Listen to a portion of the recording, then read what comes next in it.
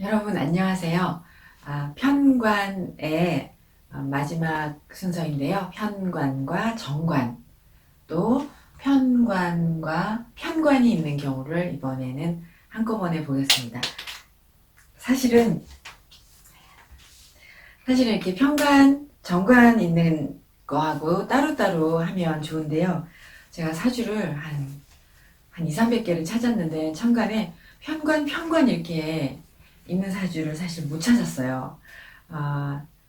편관이 2개 천간에 있는 사주를 찾아서 이렇게 따로 하면 좋았을 텐데 그런 사주를 못 찾아서 한 번에 해보겠습니다.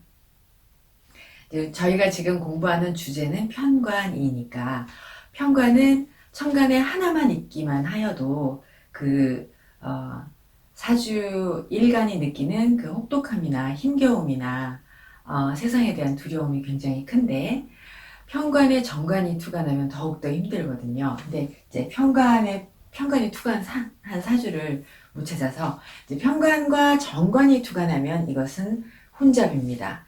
역시 과중과로입니다. 편관과 편관이 2개 투관하여도 과중과로이고 편관, 정관이 천간에 투관하여도 이것은 이제 혼잡이라고도 하고 제가 여기다가 과중과로라고 쓰지는 않았는데요. 같은 의미입니다. 과중과로합니다.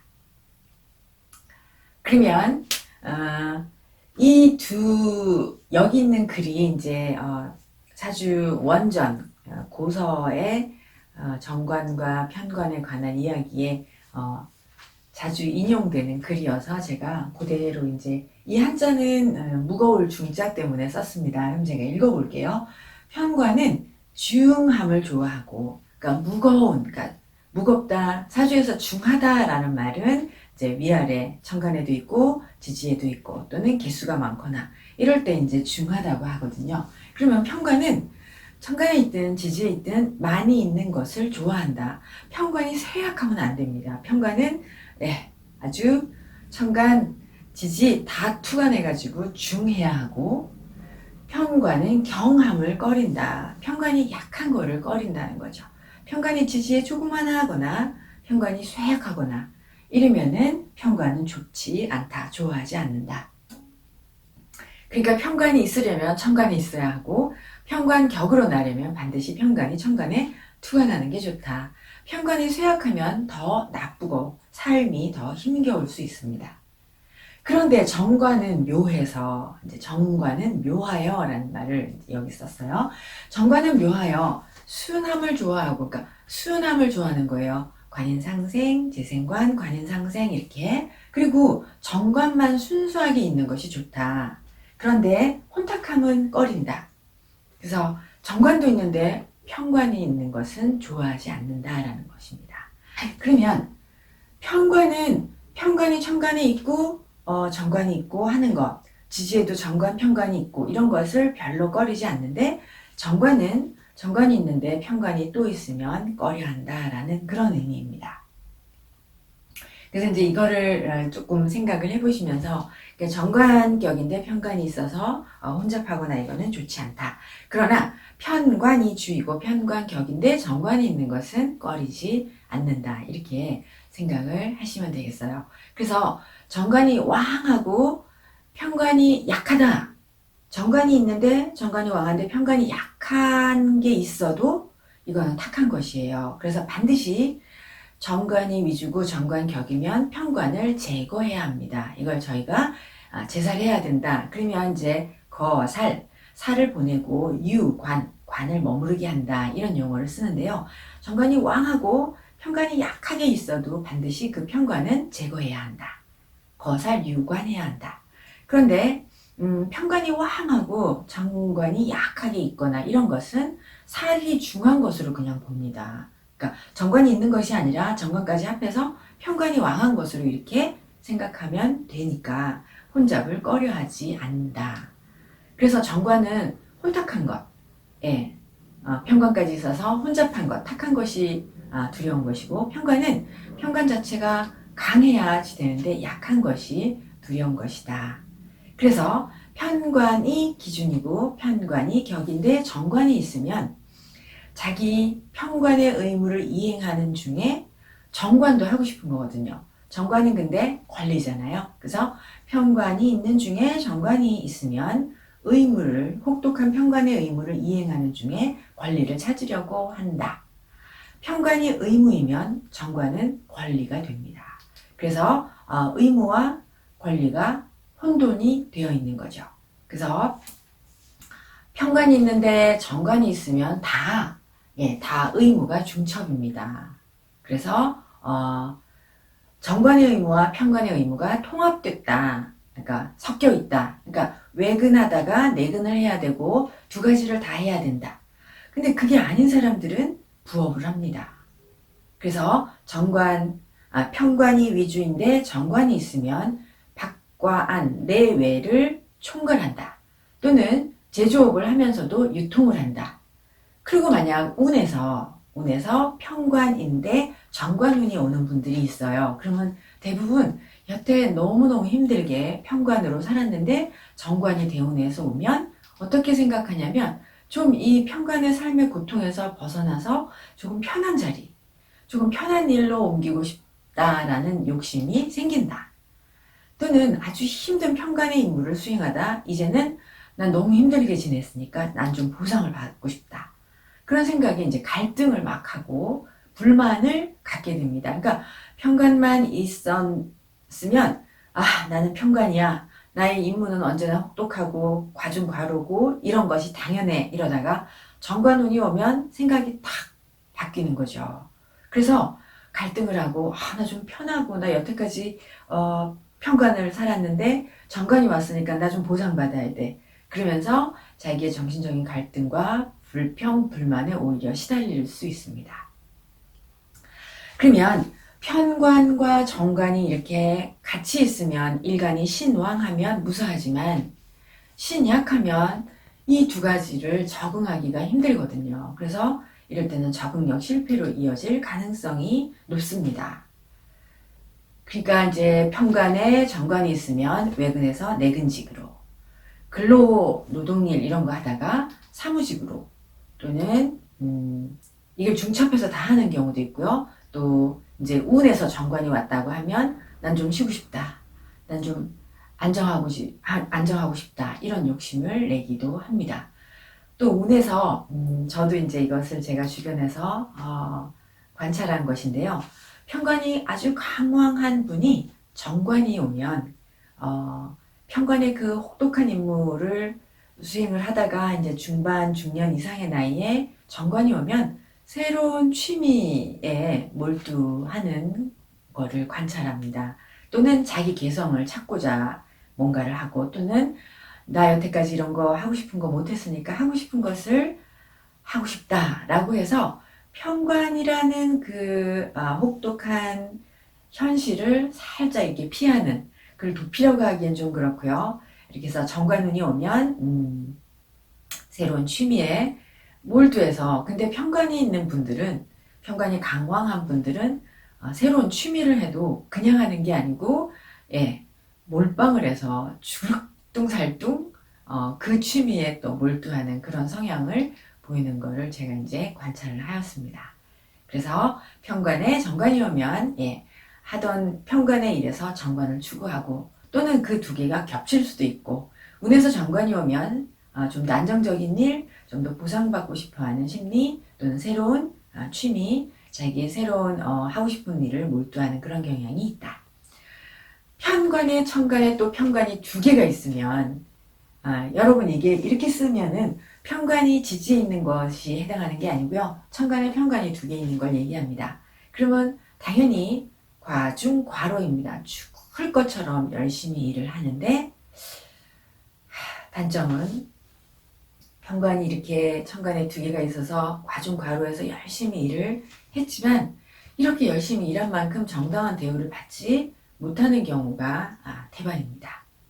그리고 또 이제 이렇게 편관과 편관이 이렇게 있으면 일간이 극단적인 상황에 몰리게 되고 또 혹한의 추위이니까 굉장히 극단적인 가난에 몰리게 돼서 힘겨움을 겪을 수 있고요. 또 이렇게 편관과 편관이 이렇게 중첩되어 있으면 이제 질병이 나서 그 질병에 또 더 심해져서 더 심한 병이 생기고 또 그 병에서 합병증이 생기고 그래서 이제 이 편관이 중첩되어 있으면은 질병에서 구제받기, 치병되기가 어렵고 또 어려운 혹독한 가난이나 곤란해서 구조받기가 힘들고 또 이렇게 편관과 편관이 중첩되면 사람들이 자기를 무시한다고 생각하기가 쉽습니다. 편관이 중첩이 되어 있는 분들의 이제 개인적인 성격의 특성은 혼자서는 어디 잘 못 가고 혼자서는 아무것도 잘 못하고 반드시 누군가와 함께 하려고 합니다. 그냥 가볍게 예를 들어서 쇼핑을 가도 혼자 가는 거를 싫어하고 어디 갈 때도 항상 누구를 대동하고 가고 그리고 겁이 많고 그래서 특징적으로 모든 일에 두려워하고 겁이 많다. 이게 편관이 중첩되어 있는 분들의 개인적인 성격적인 특성입니다. 그래서 이제 사주를 보겠는데요. 사주를 편관이 2개, 천관이 있는 분을 못 찾아서 이렇게 편관과 정관이 이렇게 2가나 있는 분을 이제 보겠습니다. 이분은 을묘, 갑신, 무술, 기미의 남자분이시고요. 이제 먼저 여러분 일간을 이제 살펴보시면 일간이 무술이고 기미가 있어서 사주 8자 중에 4글자가 토입니다. 사주에 토가 왕한 사람들은 다 고집이 왕빵이다. 엄청나게 고집이 세다. 이것은 자타가 다 공인을 해요.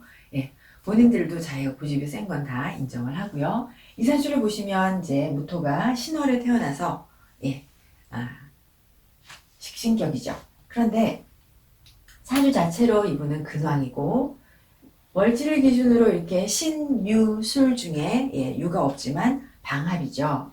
이제 방합이면 이 사람은 환경적인 이점을 잘 이용해서 직업생활을 할 수 있고 환경과 그다음 조직에서 항상 어떤 조직에서 잘 갖추어진 체계가 잘 잡힌 조직에서 일하는 특성을 가지고 있습니다. 또 이분의 지금 저희가 공부하려는 게 여기 편관, 여기 정관. 그런데 묘미가 합이니까 관살이 국을 이루고 있습니다. 그러니 이분은 자기 일간도 강하고 관살도 굉장히 왕한 그런 사주이신 거죠. 그래서 이분의 사주를 이제 신월에 태어났고 그러면은 가을에 태어나서 우리가 추절이라고 간명을 합니다.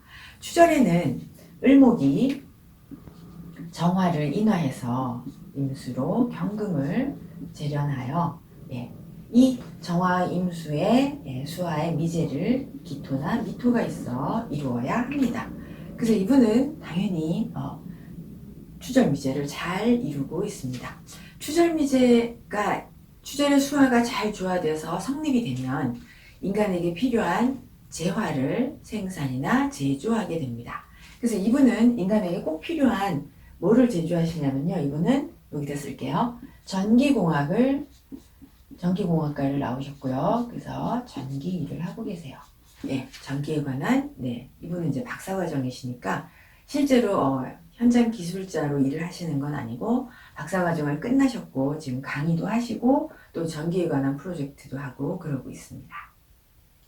그래서 수절미제가 이제 여기서 성립된 상태인데 또 간목이 있어서 이 정화를 인화해서 신금, 신금은 지금 술 중에 있다고 보고 신금을 재련을 해서 무토와 술토가 이렇게 수화를 중화를 하면 동절미제도 성립이 되는 것입니다. 그래서 이분은 추절미제, 동절미제의 수화와 목을 다 가지고 있습니다. 물론 기토, 추절의 토, 무술토, 동절의 토를 다 가지고 있는 것이죠. 그러면 동절의 미제까지 성립이 되면 인간을 풍요롭게 하는 재화나 정보를 유통을 하려고 합니다.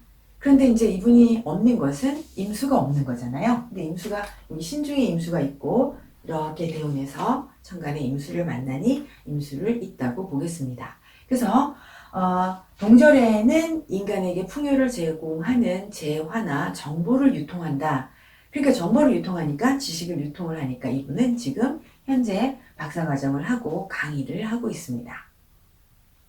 그리고 이제 여기서 특징적으로 추절이나 동절에 이렇게 목이 왕한 것은 인화를 열심히 하는 거니까 굉장히 노력형입니다. 이것은 동절에 목이 왕하면 노력형이고 추동절에요. 추나절에 금이 왕하면 또한 노력형이거든요. 수원이고 여기는 인화예요. 인화는 이제 굉장히 노력한다는 뜻입니다.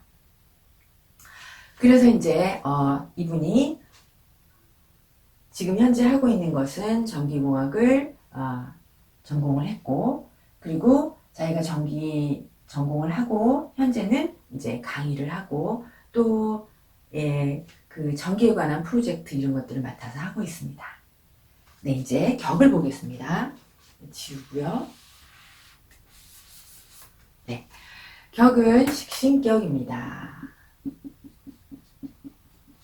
식신격은 항상 제일 먼저 근왕한지 또는 비겁이 있는지를 봅니다. 그래서 이분은 근왕하고 비겁도 있지요. 근왕하고 비겁이 있습니다. 이렇게 쓸게요. 근왕 또는 비겁으로 왕. 네. 그러니 근왕하고 비겁이 있으니까 이 사람 자체가 타고난 격 자체가 자질이 뛰어나고 그리고 스스로 자기의 업을 일으킬 수 있습니다. 그러니까 스스로 자기 업을 일으키고 스스로 뭐 개업도 가능하고 이런 것이죠. 그 다음에 식신격은 이제 관사를 살펴봅니다.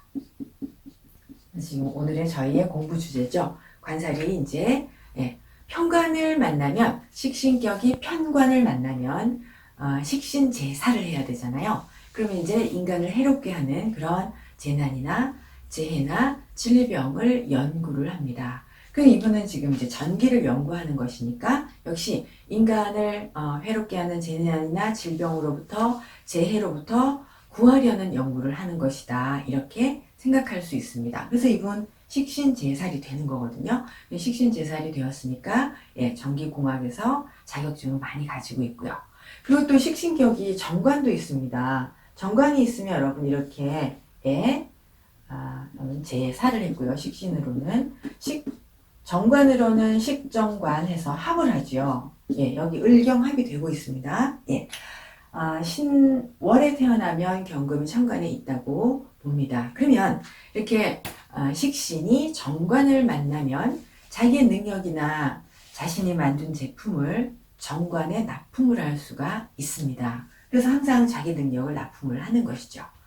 그 다음에 식신이 재성을 봐야 됩니다. 재성을 봐서 식신 생재를 정제로 하는지 편제로 하는지 보아야 하는데 사주에 재성이 없습니다. 그러므로 이렇게 근황해서 자기가 업을 세울 수 있었는데 돈을 벌려면 재성이 있어야 되거든요. 그러므로 스스로 개업을 할 수 없고요. 재성이 없으면 벌이 활동이 부실하니까 가족을 책임질 수가 없습니다. 다시요. 이렇게 근황하고 식신제살까지 하였는데 재성이 전혀 없기 때문에 물론 대운에서 재성이 이렇게 초년운에 왔기 때문에 돈벌이로 연결이 잘 안 될 수 있잖아요. 그래서 스스로 업을 세울 수 없고 세운다 하여도 돈벌이는 잘 안 되고 가족을 책임질 수 없습니다. 그럼 이제 이분은 돈을 잘 못 버는데 박사과정을 하고 이 프로젝트를 하는 것이 이제 큰 돈이 안 되는 것이고요. 이분은 이제 결혼은 했지만 아이는 없고요. 학원을 운영하는 아내의 내조로 공부를 하고 강의를 하고 그러고 삽니다.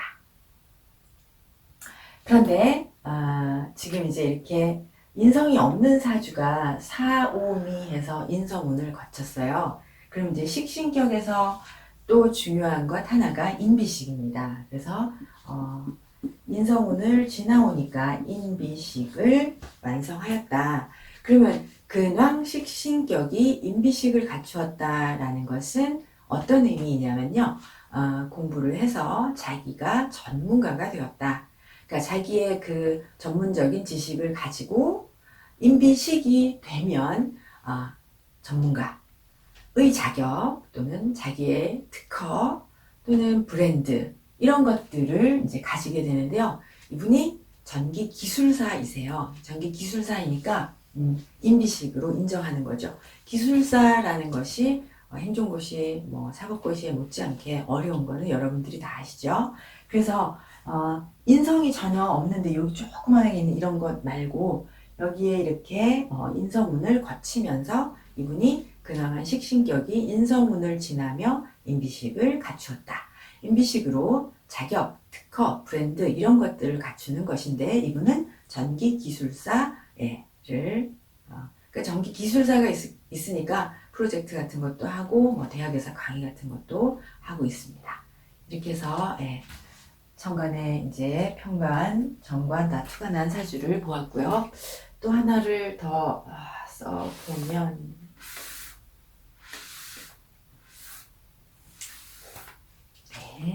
하나 써보면 여자분 사주로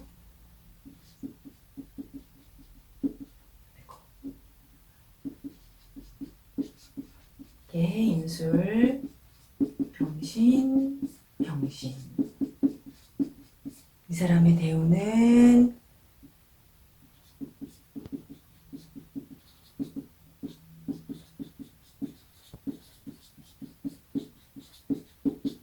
이렇게 사주에 이제 목이 없는데 대운에서 목이 이렇게 계속 오고 있어서 생을 받고 있습니다.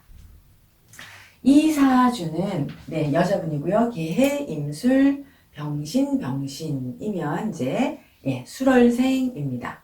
술월이므로 수화는 간목이 정화를 인화해서 신금을 재련하고 그리고 무토와 술토가 이 수화의 조화를 이루어줘야 합니다.